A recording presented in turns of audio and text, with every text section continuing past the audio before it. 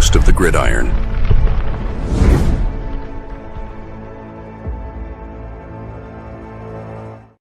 All right. Welcome to the Gridiron, baby. If you can give this video a thumbs up or maybe share this video, that would be absolutely freaking phenomenal. If you subscribe to my channel, thank you. If not, please go down below, hit the subscribe button, hit that bell icon. That way next time I go live, or if I put a video out, you'll be notified, and it's free of charge. What do you got to lose? But if you are subscribed to my channel, thank you. If you want to help support my channel, that description box below, very top link in the description box takes you to my membership page. I got 3 different membership levels. Each one has their own little perks to them. So once again, if you want to help support my channel out, it would mean so much to me, and I thank you in advance. And then finally, just underneath that, there's another link. It takes you to my Facebook group. It's called the New York Giants, the Gridiron. It's my Facebook group. We have over 9,500 members in the group. It is doing simply marvelous, might I add. Basically, if I'm alive and breathing and if I got the internet access, I'm putting stuff in this group darn near 365. It's called the New York Giants, the Gridiron. It's my Facebook group. Please join it. You will not be dissatisfied. I promise. Well,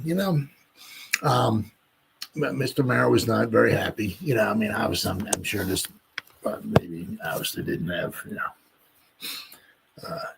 everything to do with, Treier and Henderson, getting fired. But, it's really tough, to go 3-14, and just, keep everybody. There had to be some changes, that was going to need to be made. Now, obviously, they kept Bowen.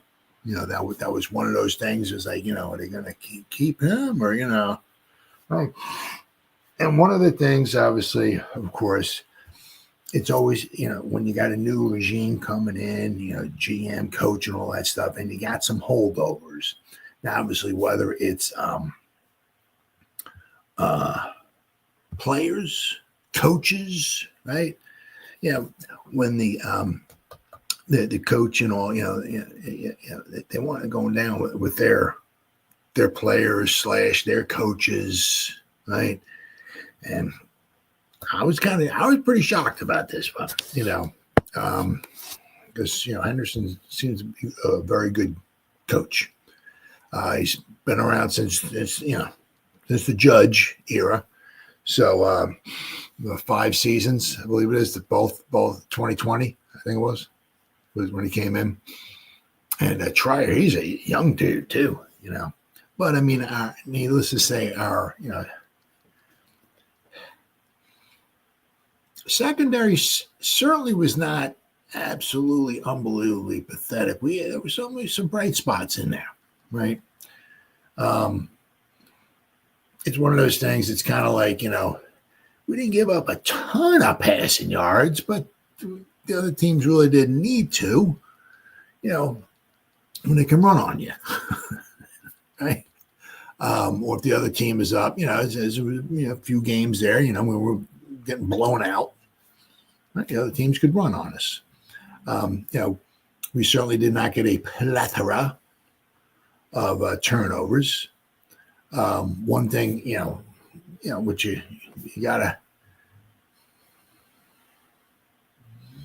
give Henderson some, credit for is, he was calling out Banks. Banks got, he got one again. He didn't start. Right, put him on the bench. So he called him out. He was, and you could say there was at least once or so that like Banks maybe did something wrong. You could see almost like Henderson on the sideline, like going kind of crazy and stuff and everything. So I get, that happens a lot too, right? When the team underperforms, what do? You get rid of the guys at the top. Unless you're like, Belichick or Lombardi or Parcells or somebody like that, then maybe you don't get rid of the guys at the top. You're not firing Vince Lombardi because your cornerback doesn't do, that's not happening, right? If that coach can't get that player okay, if Lombardi, if Parcells, okay, can't get that cornerback to do his job, you're not getting rid of you're getting rid of the cornerback. You bring somebody else in. But for the other 99% of the coaches, or assistant coaches and all of that, Banks is certainly underperforming now. Quite possibly one of the big contributing factors was that Shane and Daboll saw a lot in Banks. Well, Wink also saw a lot in Banks as well, too. But they saw a lot in him. They went out and they traded up. Well, they moved up one spot, whoever it was, to get him. But they moved up to get him, right? They drafted him, right? They got, this is their baby, right? And somebody from an old regime is not getting the most out of him. So quite possibly that's, one of the reasons why, right? They let him go. So hopefully, maybe, possibly, kind of, right? Maybe if we get somebody in here, right? This could be almost like I don't want to say a twofer, but yeah, I know. I was shocked, man. Shocked.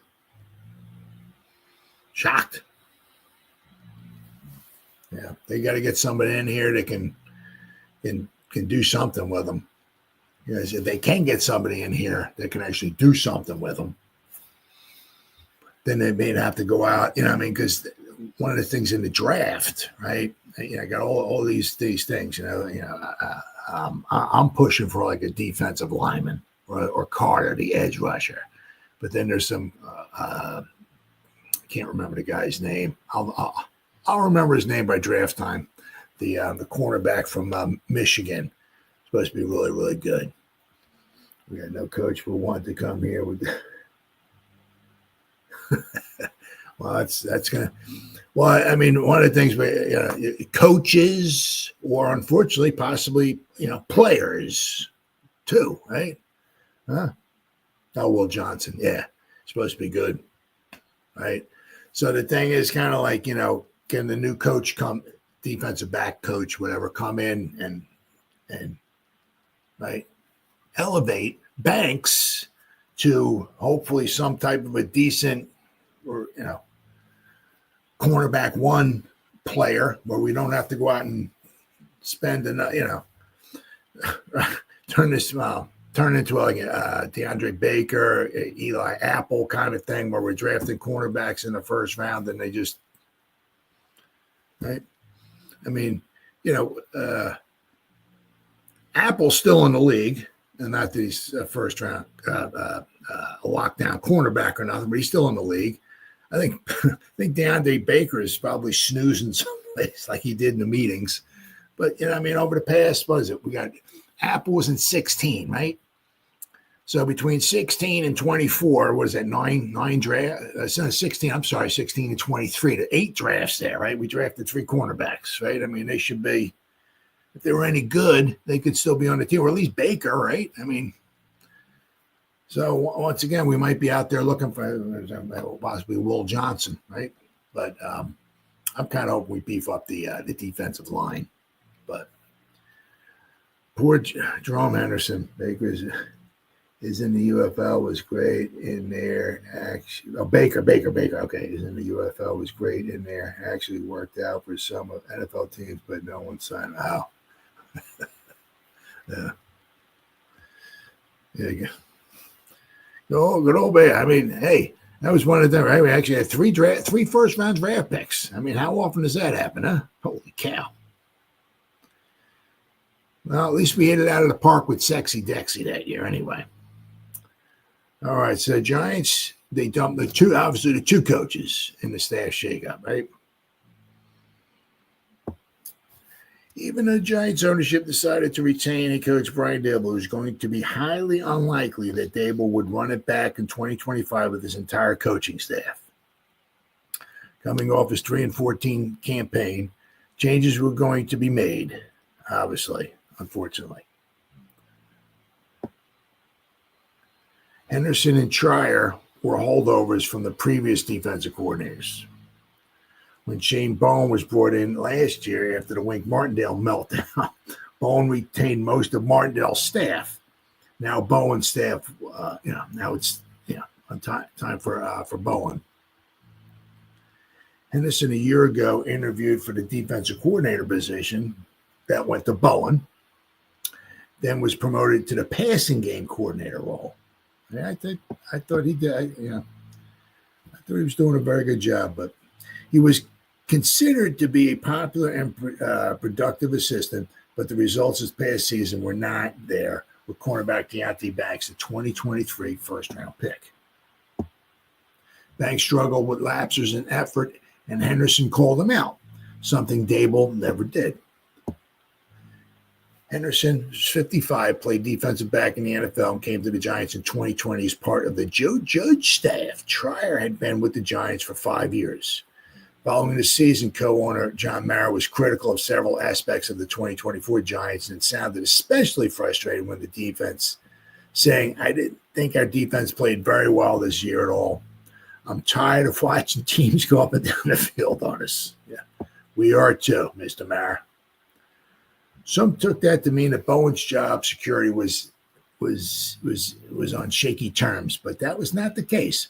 Many Giant players struggled to adapt to Bowen's defensive approach, which was a departure from Martindale's blitz heavy, the more aggressive scheme.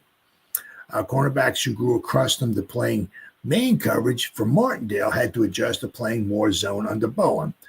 The Giants allowed 210 passing yards per game, the 8th lowest in the league, which is a good thing.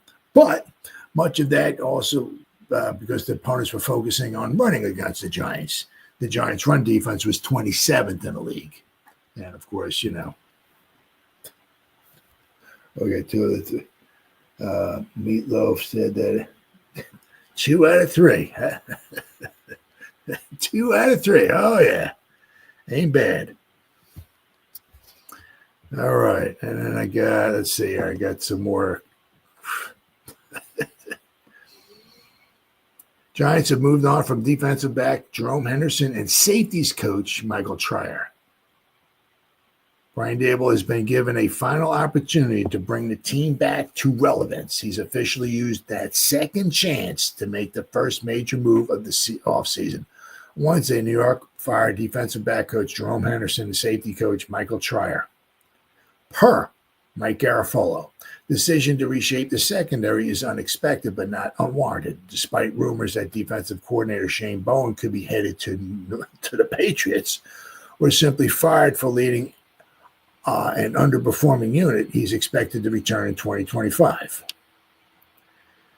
He'll likely play a heavy role in revamping the defensive staff. The Giants finished 29th in both expected points added per dropback and dropback success rate as the unit was routinely carved up by opposing passers. Henderson came into the spotlight during the middle of the season when second-year corner Deonte Banks made a handful of plays that had fans and analysts questioning his effort.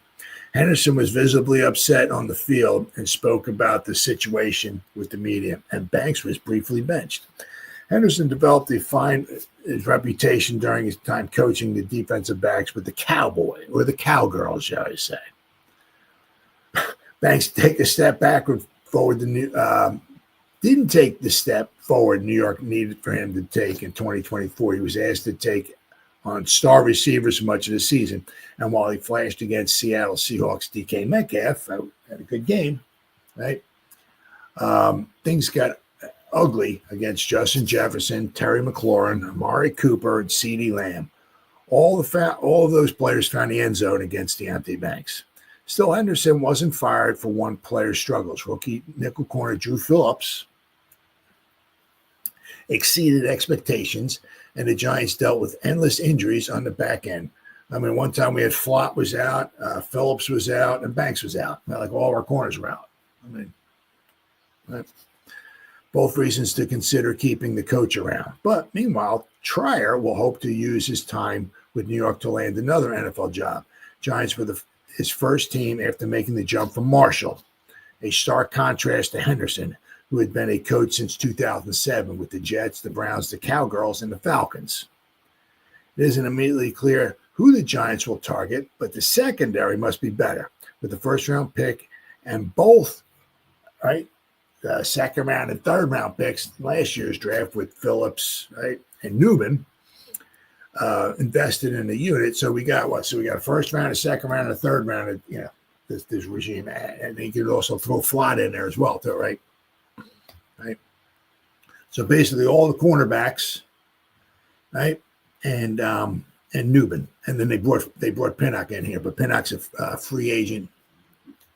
And let's not forget about Belton as well, but he's a later round pick. But I guess the regime is looking for better results from their draft picks. Complementing a strong pass rush will be imperative in 2025. New York has invested too heavily in the secondary for it to crash and burn in consecutive seasons. So it's gonna be interesting to see. So Henderson fault that Shane picked a crappy quarterback.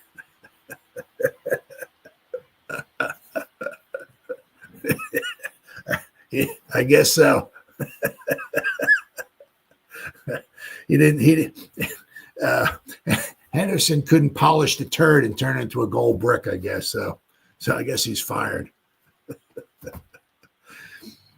Now, of course, the kicker of this will be if Treier goes someplace else and does a fantastic job, or Henderson goes someplace else, and I'm sure he'll do a fine job someplace else. So,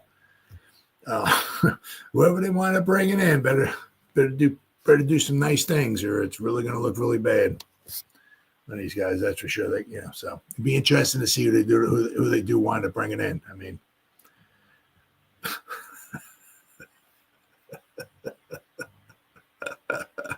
Oh, man, sometimes it's an SHIT show, sometimes. All right. Then I'll tell you what we got here? Man, cornerback. Yep. Favorite Nick McLeod looked good, but, yeah, he is the problem on the team that can't stop the run, and he has the worst, my God.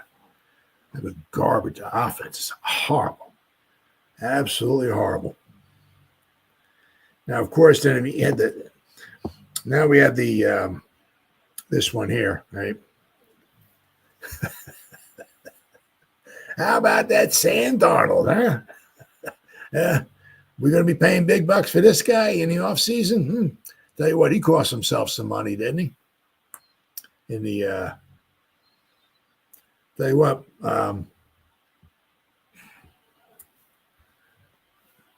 Rams made him look silly. Now, it's kind of interesting because the if I remember correctly, I could be wrong, but the Vikings lost 4 games. They lost back-to-back games in the season, right? And then they lost back-to-back games at the end of the season. Now, of course, they lost their back-to-back games in the season. They lost to the Lions, and then they lost to the Rams. And then to end the season, they lost the last game of the season to the Lions, and then they lost their last game of the season to the Rams. So, but I tell you what, the last they scored, I don't remember how many drives they actually had in both those games, but with maybe we should fire the play caller. Yeah. Well, we're going to be interested to see who's calling plays next year, too. Is that going to be Daboll or going to be somebody else? But with Darnold, I don't know how many. They had a stat going. I can't remember how many it was. Finally it ended. Finally, they scored a touchdown, but they kicked, what the heck was it? I think they kicked, 3 field goals against the Lions, I believe it was. And then they scored 1 touchdown against Rams. So, I mean,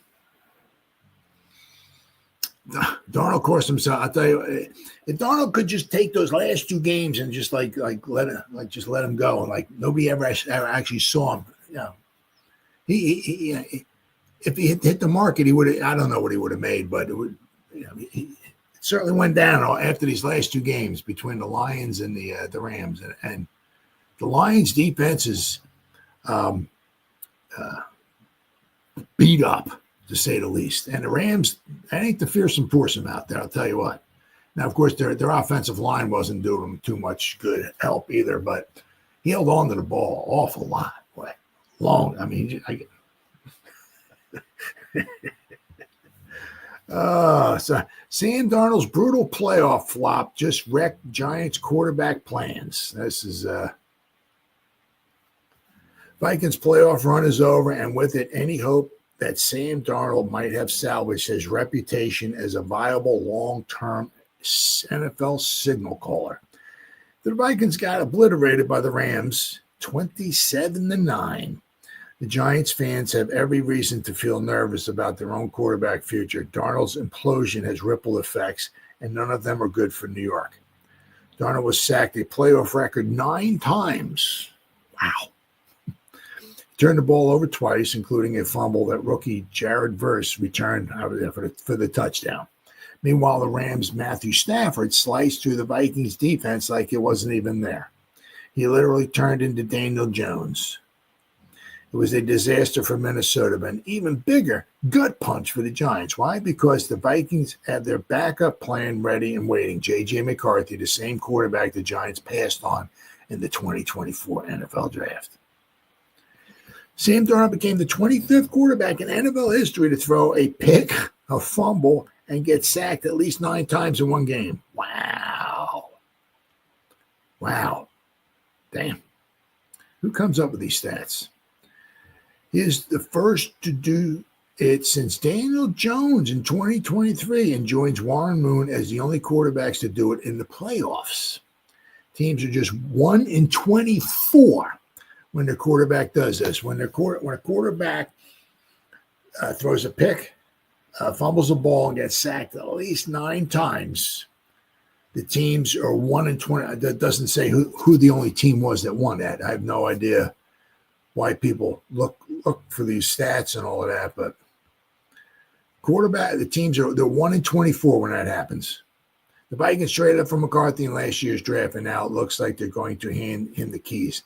Darnold's performance will all but sealed that fate. And for the Giants who are still wandering the quarterback wilderness, watching McCarthy potentially ascend in Minnesota is the ultimate insult, the ultimate kick in the cojones. Sam Darnold's collapse comes at the worst time for the Giants. Let's be clear. J.J. McCarthy remains an unknown. He hasn't taken an NFL snap, and crowning him as Minnesota's savior would be premature at best. But with Sam Darnold's playoff flop, McCarthy at least offers Vikings fans a sliver of hope for the future. The Giants, they don't even have that. No sliver of hope. They passed on drafting a quarterback last year, opting for Malik Neighbors. I'll take Neighbors to bolster the receiving group. Neighbors has been a bright spot, but the decision leaves the Giants staring into the abyss of another uncertain offseason at the most important position. The 2025 draft holds a little promise. With 2 quarterback-desperate teams ahead of the Giants, the Giants are drafted at number 3. Possibly those 2 teams might scoop up Sanders and Ward. Possibly. That leaves Big Blue scrambling yet again, likely piecing together a stopgap solution of free agency or swinging for a trade that could set the franchise back years if it misses. Watching the Vikings implode with Darnold under center should serve as a stark reminder for the Giants. The clock is ticking. Every season spent without a definitive answer at quarterback is yet another year wasted. Whether it's exploring every trade possibility, rolling the dice on a second-tier draft prospect, or finding a way to move up in the draft, New York can't afford to enter 2025 without a plan. The Darnold debacle proves that banking on reclamation projects or patchwork solutions isn't the answer. The quarterback circus is here, and the chaos is just getting started. Well, I mean, the one good thing, is that it did show that, right? Now I know why they signed DJ. They have a type. Right. So at least for one thing is, I guess hopefully it took Darnold out of the picture, or if they bring Darnold in, maybe they offer him like a bag of Doritos for the season or something like that. But he did not look good in those last 2 games. That is absolutely sure. I know that Sam Darnold played his way out of the Giants' potential plans. I certainly hope so. There's no question the Giants' top priority this offseason is to find themselves a starting quarterback. Co-owner John Mara, General Manager Joe Schoen, and head coach Brian Daboll all cited the need for a quarterback in their exit interviews with the media after the season. Giants hold the number 3 pick in the draft, but that won't guarantee them much as the top 2 quarterbacks, Sanders and Ward, could be off the board by the time they're on the clock. Well, to me, I would love for the Giants to beef up their defensive line. Absolutely love it. They currently have 0 players under contract at the quarterback position heading into next season and need to get busy finding some viable options there. Now, they do hold like the exclusive rights free agent to Tommy Chicken Cutlet Parmesan. So if they offer him a contract, he's got to accept it. He can't go elsewhere. So, but I mean, Shea mentioned retaining exclusive rights free agent Tommy Chicken Cutlet Parmesan and exploring the trade free agent market for a young veteran to bridge the gap until they find their long-term answer. They could seek to retain Drew Lock and or Tim Boyle, who are both impending free agents, but they are backup material at best. The market is thin no matter where they turn. They can opt to trade for Kirk Cousins, but that could prove to be too costly. Absolutely. Free agent options are not great. You got Darnold, Fields, Dandy Dalton, right? Jimmy G. Garoppolo, Joe Flacco, Carson Wentz. There you go. Jameis Winston. Now, he could throw you into a game. He can also throw you out of a game. He'll throw you 5 touchdowns. He'll throw you 5 interceptions. So, one thing you know with Winston, he's going to give you some excitement. I mean, Winston will be whatever, 15 out of 35, 5 interceptions, or he'll be 20 out of 25 with 5 touchdowns. But Cooper Rush, Mason Rudolph, Marcus Mariota, Jacoby Brissett, and Joshua Dobbs. Wow. There is also Russell Wilson, but he will likely re-sign with the Steelers. We'll have to see about that. The really hot name up until the past 2 weeks was Darnold, and the Giants had to be taking notice. Still only 27. Darnold had a monster season directing the Minnesota to a 14-3 record. He looked like the 3rd overall pick was predicted to look back in 2018 when the Jets drafted him. But Darnold's stock has taken a huge hit the past 2 weeks after back-to-back clunkers in games the Vikings needed to win.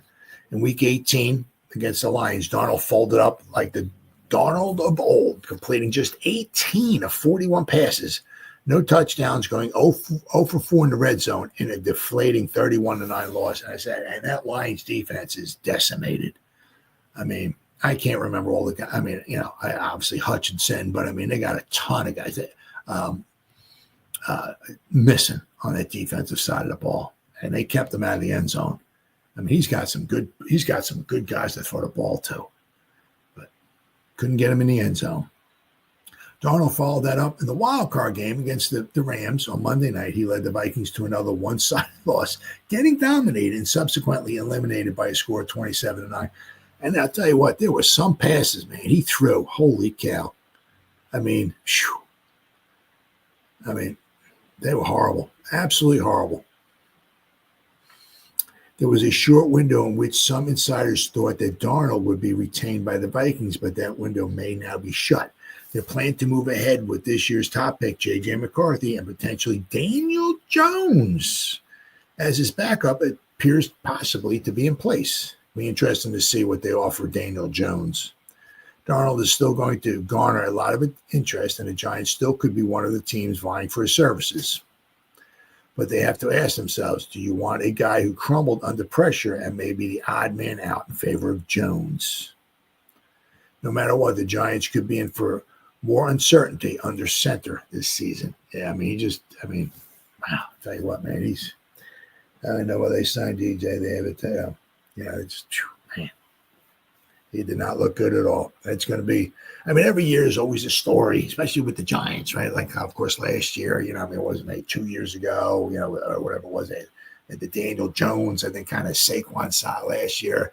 We're going to sign, we're going to get Saquon, we're going to bring him in, we'll bring him back. Well, of course, we lost him. Now, this year, it's going to be, who's the quarterback? And every year, there's, it's like General Hospital here. He wouldn't be the man out in favor of Jones. Jones would just be the cheap. Oh, yeah. Well, I'm interested to see what Jones going to wind up going to get paid. Going to be interesting to see what he winds up doing. I mean, like if they elevate McCarthy to be number one and they bring, Jones as his backup, it'll be interesting to see how much Jones winds up getting paid. Then, of course, if Darnold winds up hitting the market and everything, it'll be interesting to see, who takes him and how much he gets too. But I'll tell you what, the Giants they have a lot of, it's like every year it's like a soap opera. The Giants, as the quarterback turns. Now I saw this. This was very, very interesting here. Very, very interesting. Now I tell you what, this had me here. I like Evan. I saw it was I can't remember if it was in a Facebook group or if it was an article. I don't think yeah. But shocking. Evan Neal, well, for the New York Giants anyway, is the best. Seriously. At run blocking, that is. Now, he's rather shocking. Rather shocking. Let me, let's see, share my screen. I got 312,000 tabs open here. Let's see if I can find this here. Oh, there we go. All right. Now, look here. Nope. Oh, blocking. Okay, here we go. Run blocking. There we go.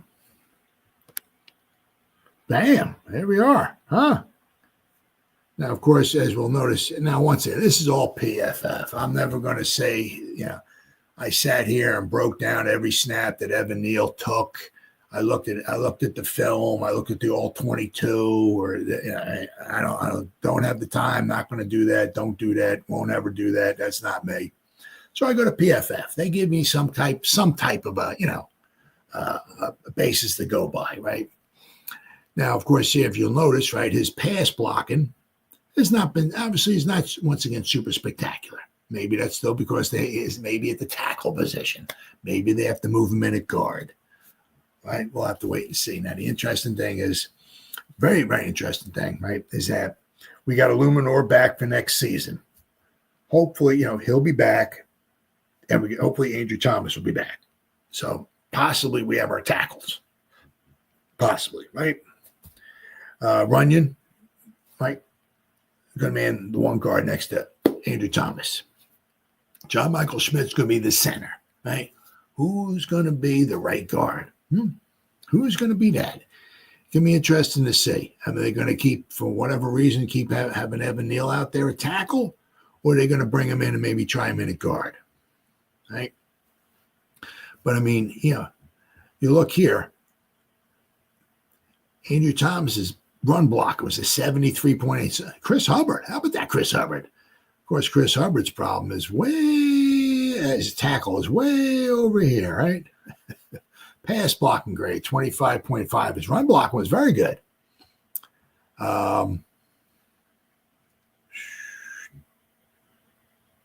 Let's see. So Chris Hubbard in 257 snaps gave up 3 sacks, 12 hits, 13 hurries, 28 pressures in 257 snaps. So basically, Chris Hubbard at that rate, right?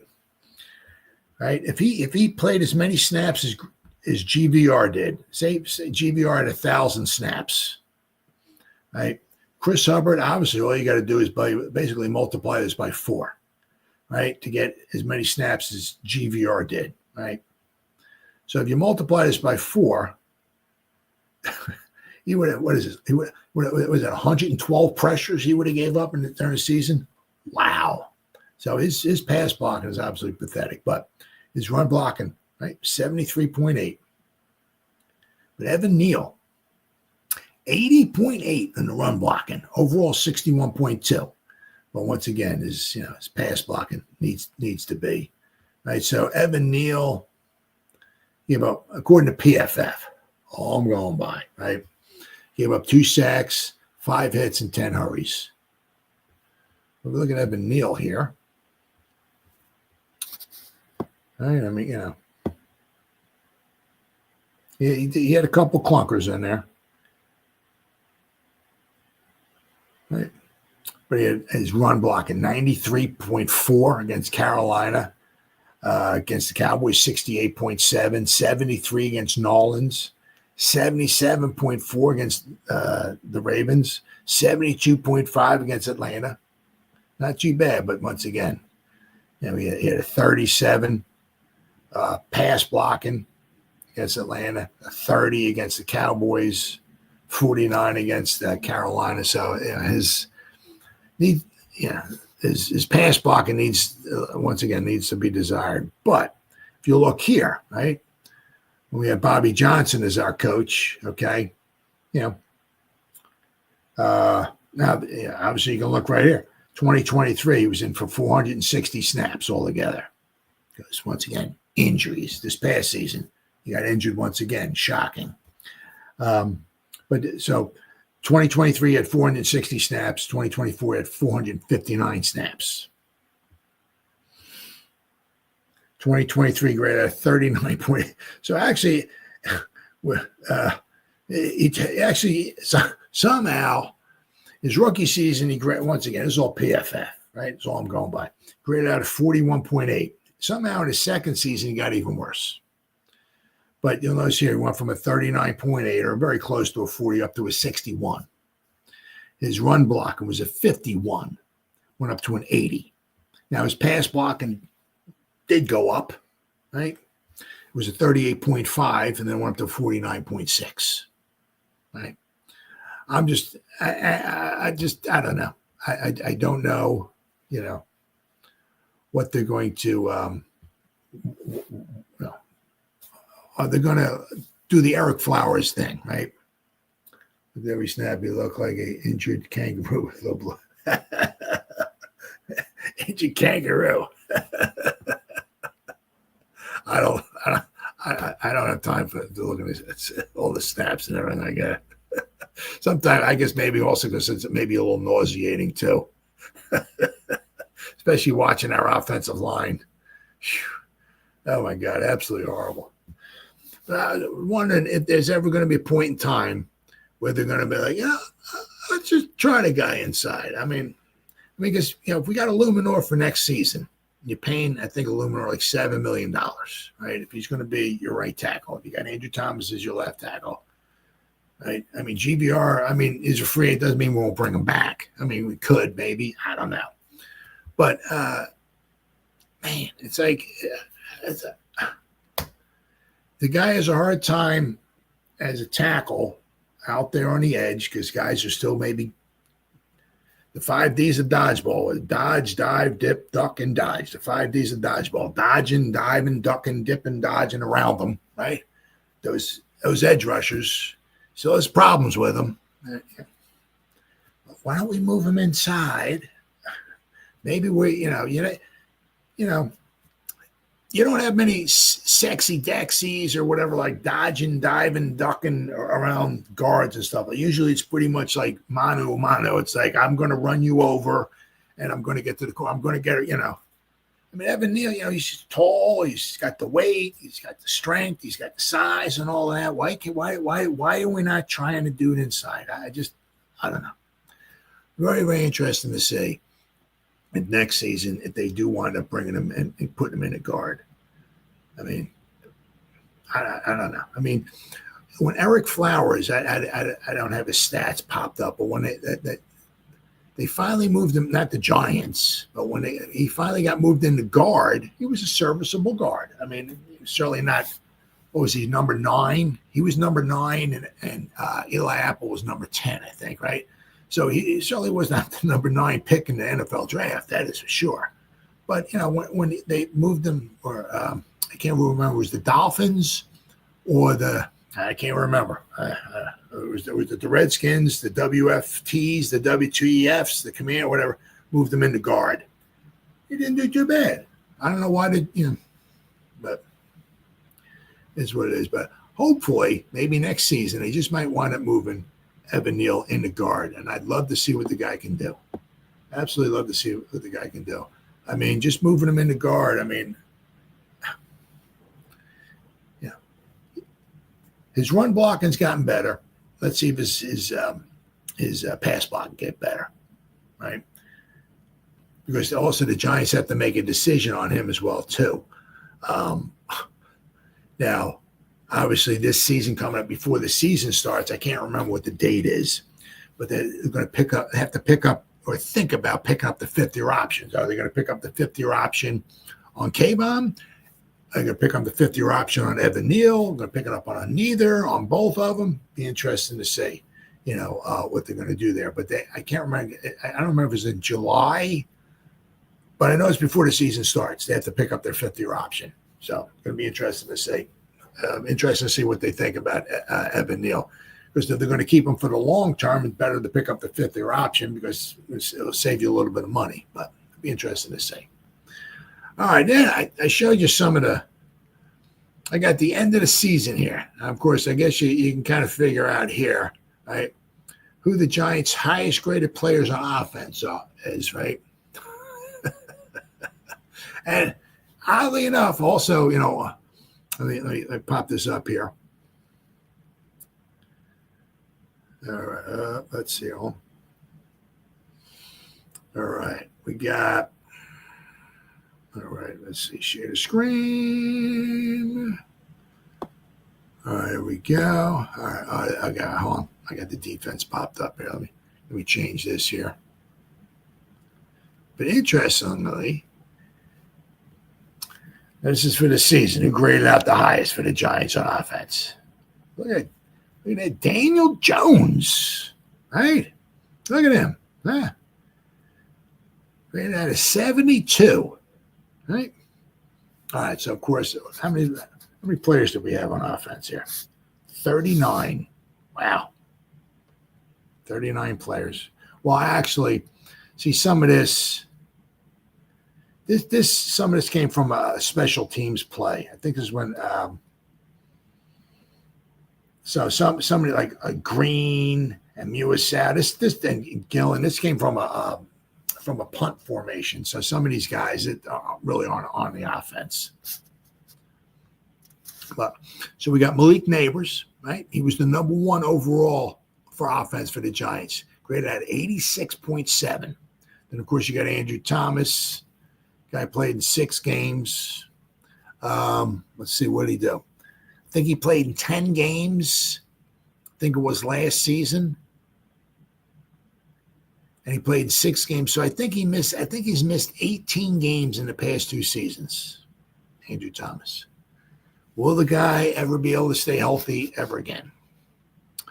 But he was the second highest, 75.4. And then, of course, Daniel Jones, 72. Chris Manhertz played in all 17 games. 343 snaps altogether. 69.3.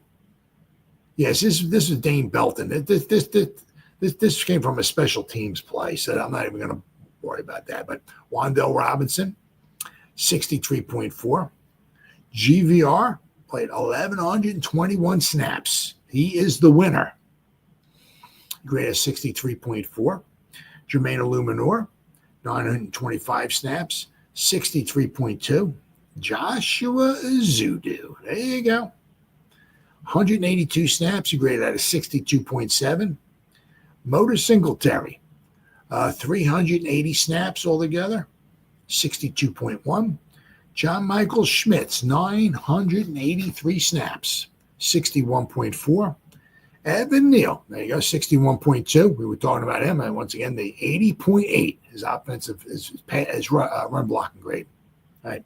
And, of course, this Art Green, Milo, all of these guys, this is from a special teams play, so I'm not even going to bother.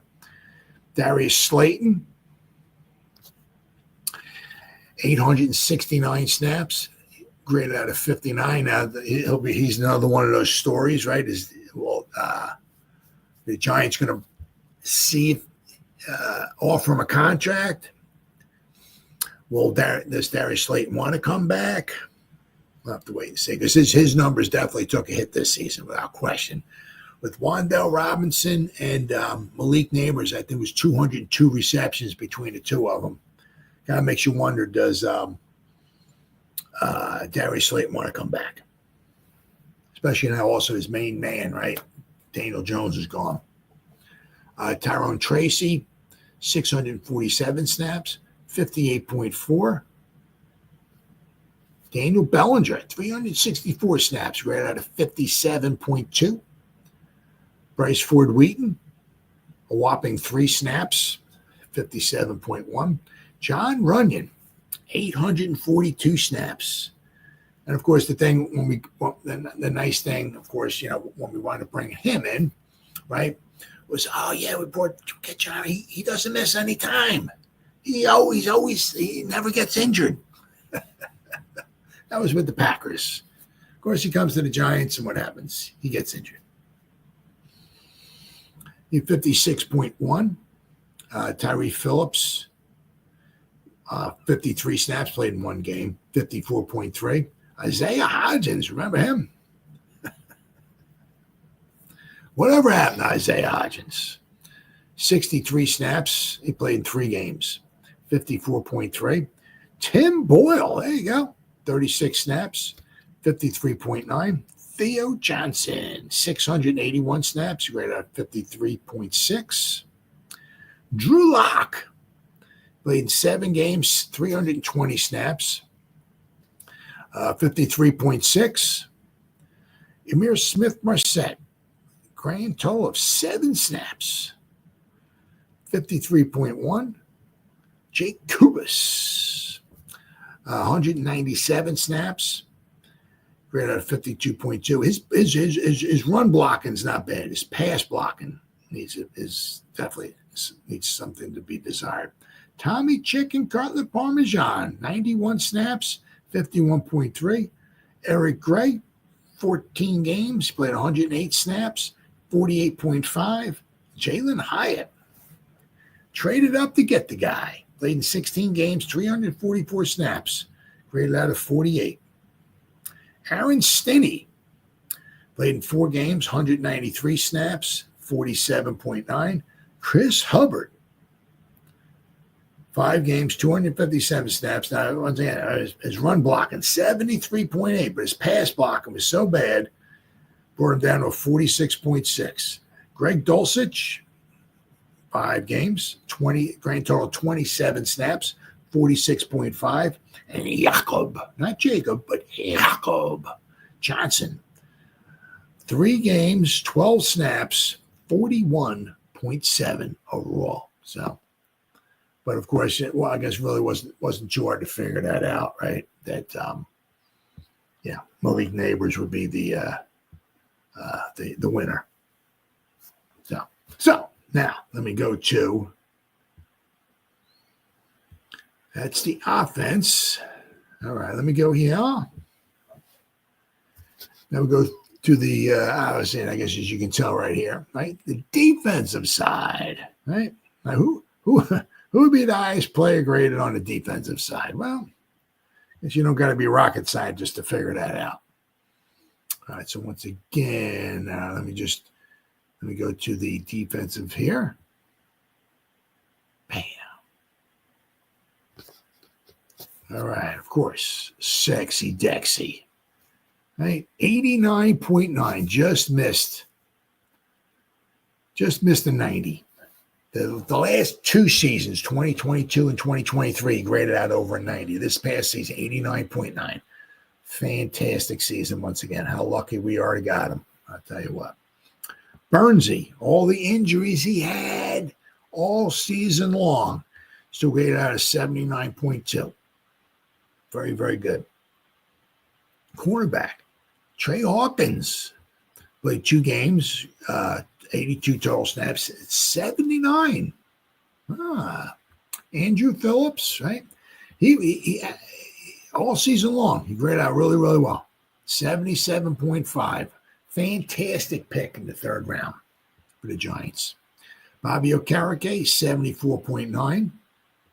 Boogie Basham, played grand total 4 games, 86 snaps, graded 73.7. Kayvon played in 12 games because he missed the 5 because of his wrist. He graded out of 69. His tackling was kind of what hurt him a little bit. I'm wondering if the problem with his wrist, I'm wondering if that's kind of maybe what that really hurt him or what. But Dory Jackson, don't think he'll be back next season, but we'll see. You never know. Played in 14 games, graded out of 69. 80. Let's see. Raheem Lane, 1 game, 67.9. Anthony Johnson Jr. played in 2 games, 67.2. Elijah Garcia played in 5 games, 143 total snaps. He graded out of 66.5 for the whole season. Tyler Nubin, 65.6. Fantastic season for the rookie. Hopefully he's just, hopefully just constantly gets a little bit better, a little bit better, a little bit better. Right? It'll be a fantastic pick for the Giants. As I said, Ty Summers played in 4 games, 64.2. Greg Stroman Jr. played in 4 games, 130 snaps, graded out of 63.1 overall. Micah McFadden played in 14 games, 668 snaps, 62.8. Not bad, not bad. Dane Belton, 15 games, 460 snaps, 62.5. Cordell Flott, 14 games, 666 on the snaps. Graded out 62.2. Toman Fox, 10 games, 207 snaps, graded 62.2.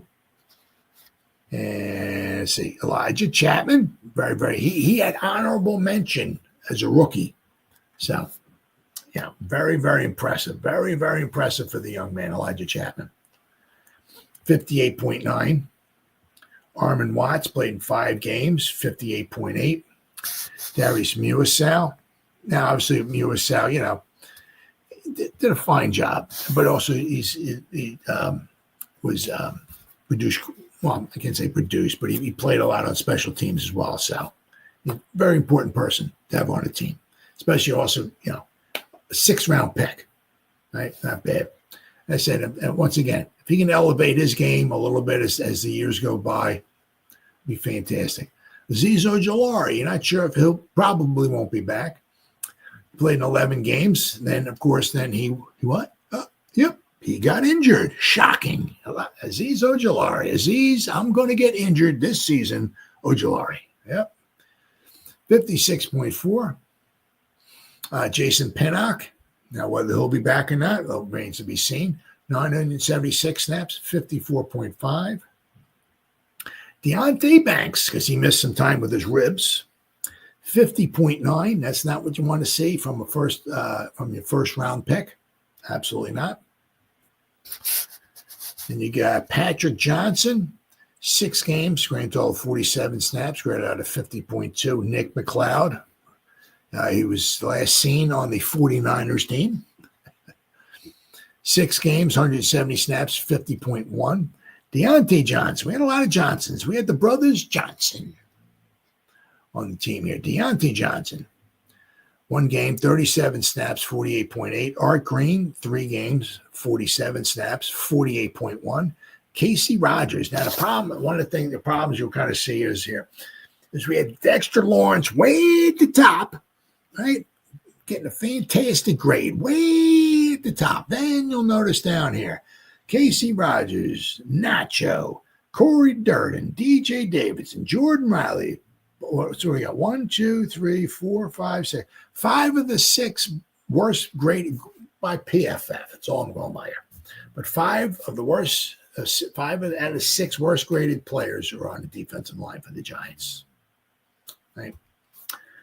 So we got Casey Rogers is 47, Nacho 46.8, Corey Durden 45.2, DJ Davidson a 41, and Jordan Riley 34.3. And the only other guy in there,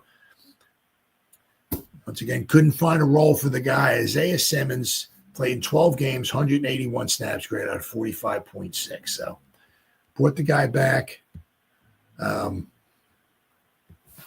again, couldn't find a role for Isaiah Simmons. Didn't grade out too well. And once again, he's another one of those guys. You're not sure if he'll be brought back or not. But so But I mean, you can see one of the reasons why we had a hard time, stopping the run too. I mean, you had Dexter Lawrence up here, then you had we had Elijah Chapman was kind of in the middle, but we had a lot of guys at the bottom, the defensive linemen, and of course, then after Sexy Dexy, right, was out, right toward the end of the season, all those guys, Nacho and Jordan Riley, DJ Davidson, all those guys are the bottom. So we need help on the defensive line without question. Yeah. Now we did not this past season, right? But we drafted Jordan Riley, they drafted DJ Davidson, and they're just we got the Godfather in there, and it's still they're not. So we need help on the defensive line. That's for darn sure. That's for darn sure. All right. Next up, we got. Here we go. How we doing that salary cap, huh? Dead money heading into 2025. Well, the Giants, they got some money. They got dead cap money, but most of it, what would it be? Probably about 80% of it or so, I guess, is from Daniel Jones. Right? I think I got like $27 million in dead cap money. So, Giants 2025 salary cap update. Carryover money, dead money, cap space, and more. Here's the latest on what is known about the 2025 NFL salary cap and where the Giants stand. All right. Postseason accounting is apparently done for the non-playoff teams. According to Over the Cap, the New York Giants will carry over $1.172 million of leftover 2024 cap space in 2025. Giants carryover cap amount is the third lowest of all 32 teams. Wow. Behind only the Jets and the Panthers. Wow. The top three teams with the most cap space beyond carried over include the 49ers. Wow. $50 million they're carrying over. Wow. The Browns and the Patriots. Wow. So the 49ers are carrying over $50 million. Wow. So what the 49ers will be able to do that, they'll be able to sign Purdy pretty much with the money that they're carrying over. So that, so for them, that's huge. Carrying over $50 million. Wow. But take heart, Giants fans. Just because the Giants aren't carrying over gobs of leftover cap space from this year's doesn't mean that they will have to struggle next year. Giants are projected to have $43.38 million in cap space before the carryover amount is applied, which is the 16th most space in the league. So the Giants, with the carry, will have about $45 million. They currently have 47 players under contract, okay, which is tied for the Eagles for the 18th most. All right. Remember that comes the start of the new league year in March. Teams will be able to grow their rosters to 90 players with only the top 51 highest cap hits affecting the actual salary cap, right? It's only the top 51. The Giants currently have $27.299 million in dead money, the seventh most in the league. The bulk of that dead money is $22.1 million comes from the Daniel Jones contract, which was terminated in November.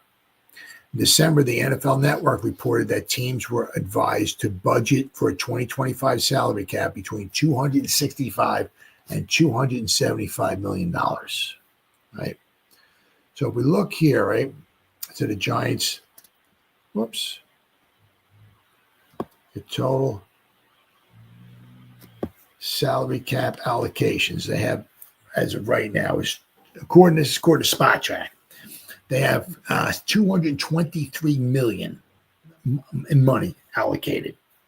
Now, once again, according to Spot Track, now they have $53 million in cap space. Now, let's not forget they're going to need, some of that to sign their draft class. top 3 pick is going to chew up. I think it was like about $8 million, somewhere around there. So, out of the 53 that they have, right, about 10 million of that's going to come off for the draft class, right? So that's why they have about 43 million. Then they carry over some money, so they'll have about 45 million to spend, right?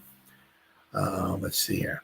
The dead cap is 27, obviously, almost $27.3 million in dead cap. But their dead cap money, most of that, 75, 80% of that, whatever, is from Daniel Jones.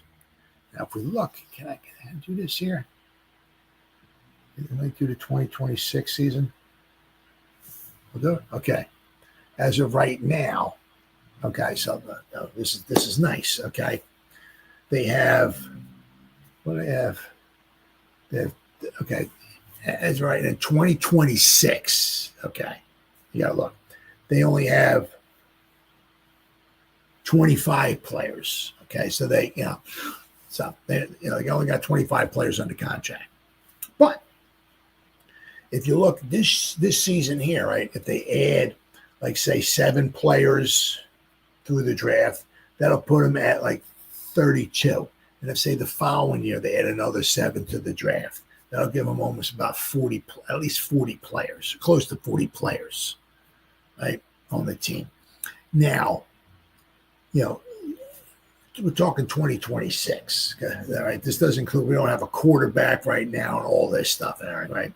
But the cap space that we have for the 2026 season, we have 188 million, almost 189 million, and there's no dead cap money as of right now. Anyway, right, so I'm going by. Right, I'm going by. There's no dead cap money for 2026, not this season, following season. So apparently, Kenny Galladay money's all gone. Right, the Daniel Jones, all that money. Of course, we might accumulate a little bit of dead money going forward, but hopefully it'll be nothing big, right? But you look for 2026, the Giants have 100. Once again, it's just going to spot track, right? As of right now, $188 million to spend. Okay, they said if they sign their 2025 and 2026 draft classes, they'll have about 40 or so players under contract, right? Only the top 51 count toward the salary cap. So the Giants should have a lot of money to spend. Maybe not this season, but possibly next season. Now, but it'll be interesting to see, right? If we do wind up signing a bridge quarterback, if we bring somebody in. I don't want to say it. I don't even want to mumble the words, but like Kirk Cousins or somebody like that, we have to dish out 30 or 35 million or whatever. I don't know. To somebody like him, or somehow we get Russell Wilson or something like that. We got to dish out some money. Obviously it's going to bring the cap down. The salary money that we have, going to knock it down. But Giants should have well over $100 million to spend, or at least $100 million or so to spend in 2 years' time. So, if we can, I don't even want to. I know I'm sick and tired of drinking the Kool-Aid, but if we can, these next 2 seasons, we'll get some good draft classes. We'll have some money. We can bring in some good free agents without pushing a lot of money down the road, without having a lot of dead money and everything like that. So. Last year's draft class was fantastic. It was a small draft class at that, only had 6 players. Right. This year, if we can knock it out of the park again, that would be absolutely huge, and start bringing in a few good free agents. Right. Of course, obviously, the biggest thing is who are we going to have the quarterback? Right. That's the biggest thing. But going forward, the Giants, we're going to have some money to spend. We're going to have some money to spend. But the interesting thing will be in 2025, we know Shane and Daboll will be here, right? In 2026, when we have a lot of money to spend, will Shane and Daboll be here? That'll be the interesting thing. All right, and then finally, saw this here. Got some lessons here. Whoops. Remove. There you go. Okay, kind of. All right. Try this again here. All right. Try this again here. All right. Should be able to share it now. There we go. 4 bold lessons the Giants can learn from NFC teams. Yeah, just win, right? All right, I got to find it here. Oh, there we go. All right, now. Giants can learn 4 bold lessons from the NFC remaining playoff teams. The Giants have lots to learn from the NFC's best teams, including their division rival, the Washington Commanders, and, of course, the Philadelphia Eagles. The Giants know they have fallen from the status of elite organizations. No longer are they expected to win with any sort of regularity. Decisions are made out of a fear of further disaster rather than restoring the greatness of yesteryear. The blame falls on owner John Mara and each of his hires, and it might not change anytime soon.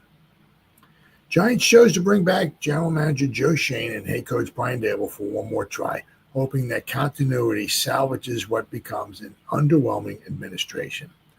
New York must learn from the mistakes of recent seasons, and there's plenty to learn from the top teams in its conference.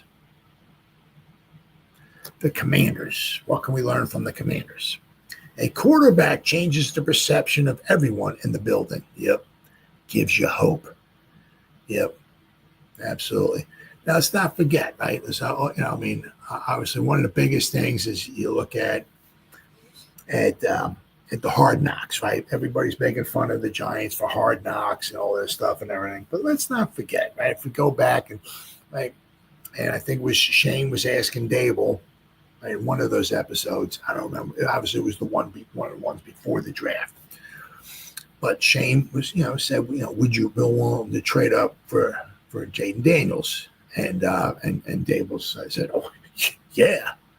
Right. So let's not forget that. Everybody points out, right, is the Saquon Barkley debacle, right? Anything negative that could be pointed out in Hard Knocks gets pointed out. But let's not forget that, right? Shane asked, I think it was Shane asked Daboll, would you, if we could trade up and get Jaden Daniels, would you be in for that? And Daboll's like, yeah, right. So, right. Unfortunately, we weren't going to be able to trade up. We tried to trade up with the Patriots, but I don't blame them. They were sitting in there, right? And good for them. They got themselves a quarterback. Look, maybe, right? Because let's not forget they drafted a quarterback a few years ago, and it looked like he might be the savior of the future, and it didn't work out that well, right, for them. But it looks like they got themselves possibly their quarterback now, right? Good for them. The Giants tried to trade up with the Patriots. They held firm. And once again, I don't blame them. And good for them. It looks like they got themselves the quarterback. Weren't going to be able to trade up with the Commanders, right? Weren't going to do that. They had their eyes on Daniels, I guess, right?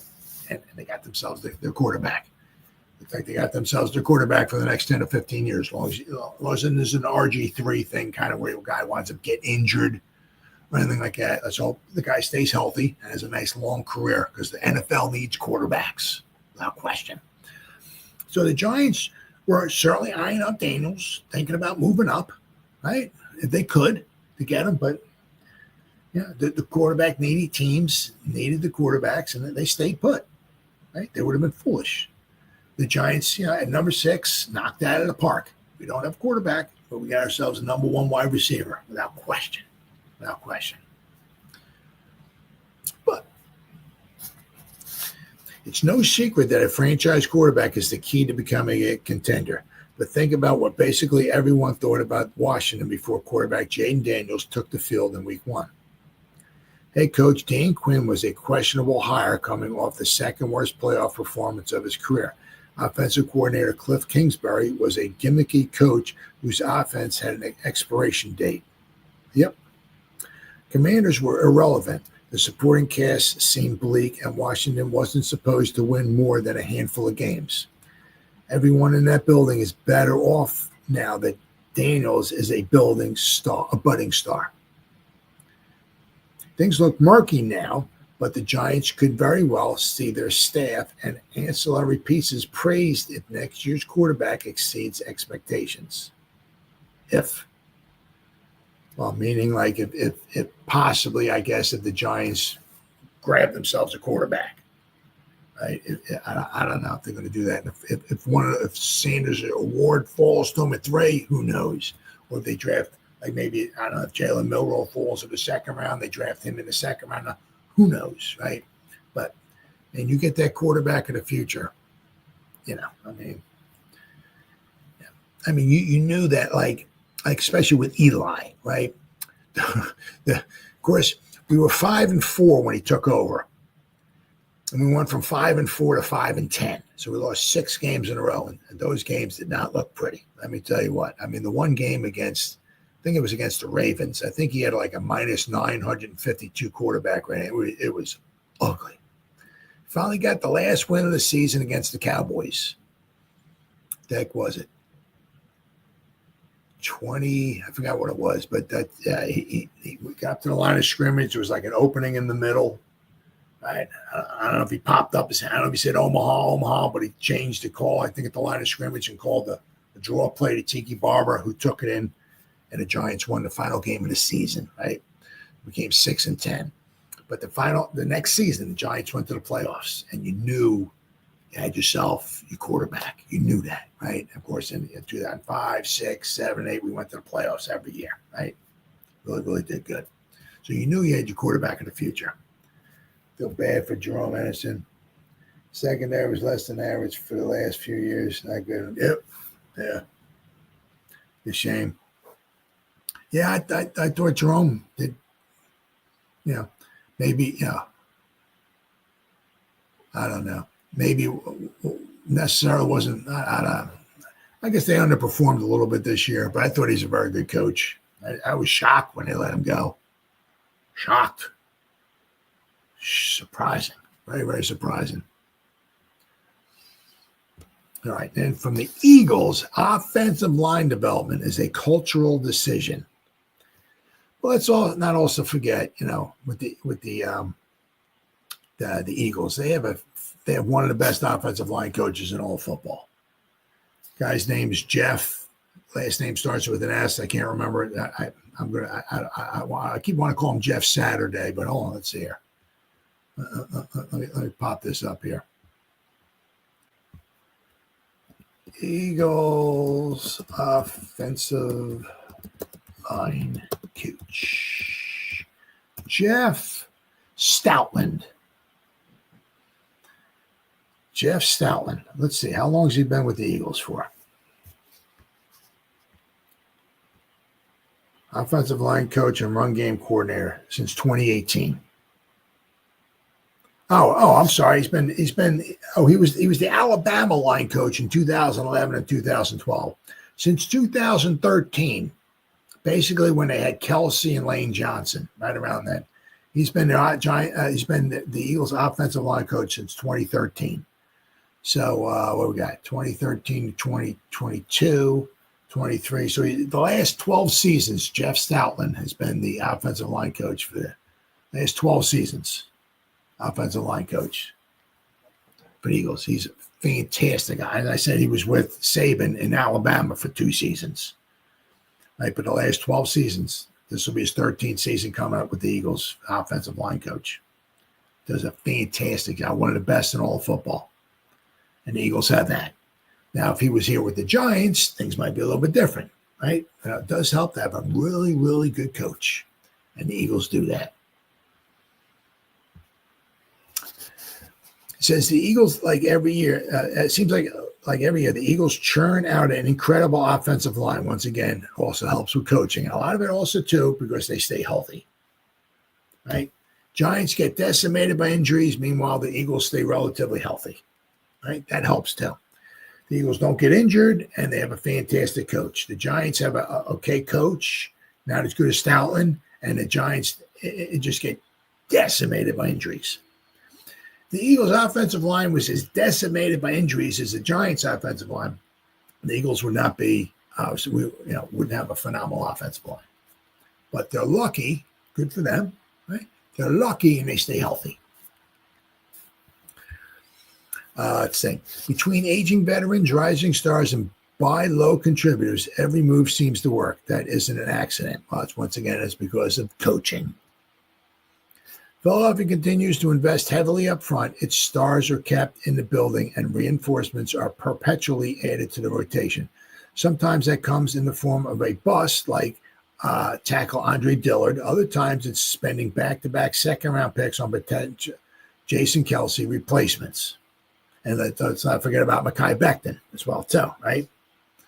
But what happened? Mekhi Becton was with the Jets. What happened? He get injured. Mekhi Becton comes to the Eagles, and what happens? He stays healthy, right? Once again, the Eagles are very lucky. They don't get people injured. They're lucky. The Eagles are constantly adding to their unit, and with the help of elite coaching, top two or three offensive line coaches in the entire league. The Giants do not have that. So with elite coaching of Jeff Stoutland have an above average hit rate, the Giants seem to believe in offensive line coach Carmen Basillo. It's imperative to give him enough talent to work with, adding extraneous depth in free agency and the NFL draft, and ultimately ensuring one injury doesn't wreck an entire offensive operation, which is true.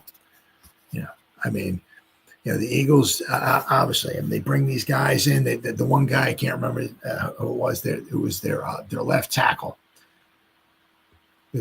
Ben Johnson is their right tackle. Lane Johnson.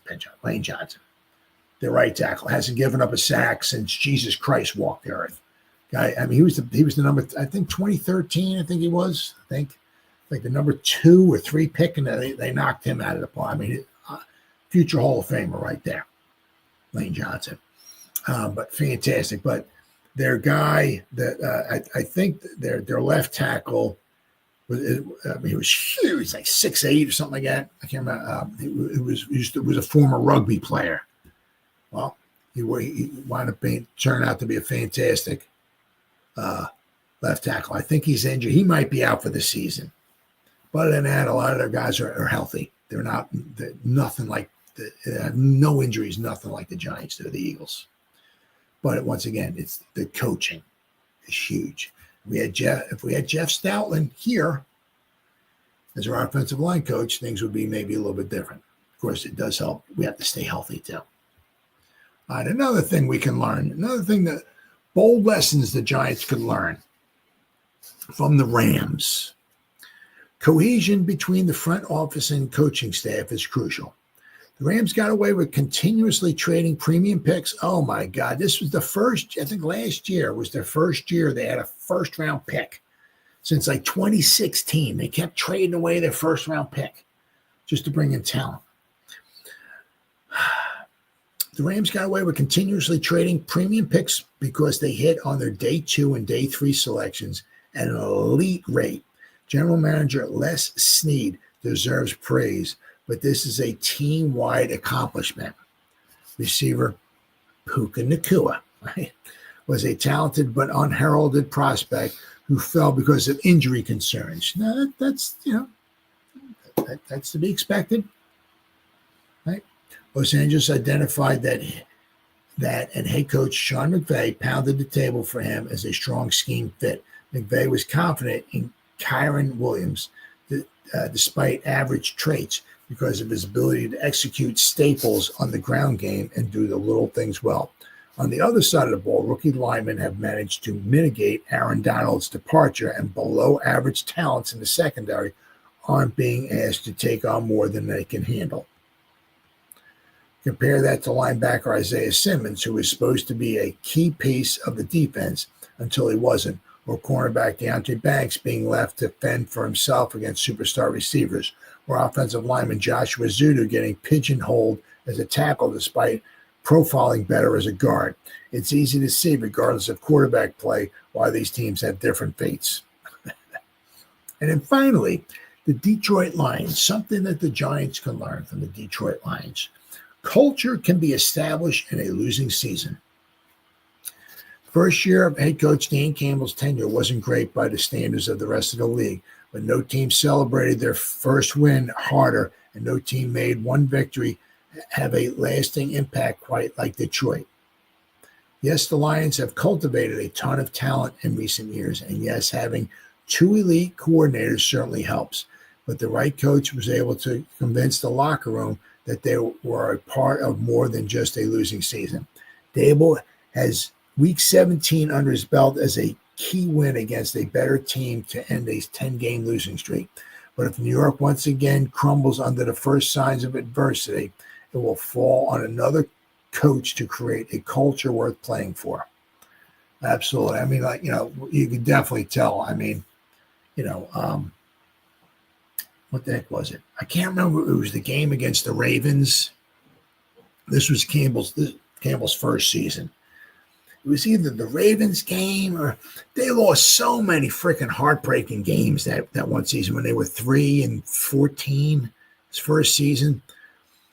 I mean, the one game that comes to my mind is that they were playing the Ravens. It was in Detroit. Detroit took a lead with 30 seconds to go, something like that, less than a minute, whatever it was. There wasn't much time left. Detroit took a lead. And they were going freaking bananas in Detroit. Well, of course, Lamar Jackson and the Ravens came down and they got close to midfield, maybe the 49 or something like that. Tucker kicked like a 65-yarder or something like that, just as set like an NFL record. And just got it over the crossbar, whatever, like that, and everything. And the Ravens wind up winning and just kill them, you know what I mean? And I think it might have been this game. We had Dan Campbell. He's going talking to the reporters after the game and everything. Dude's freaking crying. You know what I mean? Not so for him or anything. Like he said, he just felt bad for the players. I mean, they worked so hard and gave so much time and effort and energy and everything into the cause and all that and everything. And they came this close to winning, and they lose on a 65 or 67, whatever the heck it was, yard field goal by Tucker. And he just felt so bad for the guys. But I mean, you can definitely see that that's somebody that that the players would want to play for. That doesn't always work out that way. I mean, sometimes you can have somebody that's really a good players coach, and the players want to play for him and all that, but things don't work out. And the guy has one bad season after the other, and he winds up getting canned and all of that. But sometimes you get somebody that teams really believe in, and they want to play for. And Campbell's one of those guys. But you can see, obviously, with Campbell, what the heck was he? He was either maybe 4-13 his first season or something like that. But then he went from there. He went to 9-8, right? Because 2022. The Lions started off really 1-6 or something like that. Then I think they started turning it around when they came in here and beat us 31-18 in 2022. The Lions turned it around. They started 1-6, 1-5, something like that. And they finished the season, I think it was 9-8. So they were on a trajectory. The final end of that half of that season, the Lions were, and of course, last season, right, they went to the championship game. This season, they only lost 2 games, and somehow only lost 2 games, and their defense is freaking decimated with injuries. Somehow they keep winning football games. I'm pulling for them. I hope they go all the way. I'm pulling for them and the Bills. I'm not pulling for the Chiefs. I don't want the Eagles. I'm pulling for the Bills and the Lions, 2 teams that never won a Super Bowl. I'm pulling for them, but you can certainly, obviously, winning cures a lot of things, right? So the Giants, certainly the team, the organization, obviously the players and all that stuff and everything, you start winning ball games. You start believing in the coach. Winning cures a lot, right? Giants haven't had that past couple of seasons. So, I mean, there's a lot of lessons the Giants can learn, right? When things are going bad, when you're losing games, there's all kinds of, you can kind of come up with all kinds of stories, all kinds of negative things, right? But when you're winning, that cures a lot. But unfortunately for the New York Football Giants, they have not had much of that. So there was a lot for the Giants to learn, obviously, going forward. And, you need to look no forward, no farther than like the Eagles and the Commanders. I mean, the Eagles, you can learn a lot from the Eagles, right? And I said the same thing with the Commanders. If we could just get our freaking quarterback, that would turn so much around, right? Turn so much of it around. It would give you hope going forward. All right, guys, been 1 hour and 25 minutes. Whoever spent any time listening to me live, thank you. Or if anybody's going to spend any time watching a replay this, once again, thank you so much from the bottom of my heart. It means the world to me.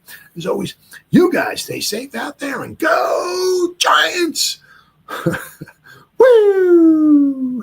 Oh, yeah!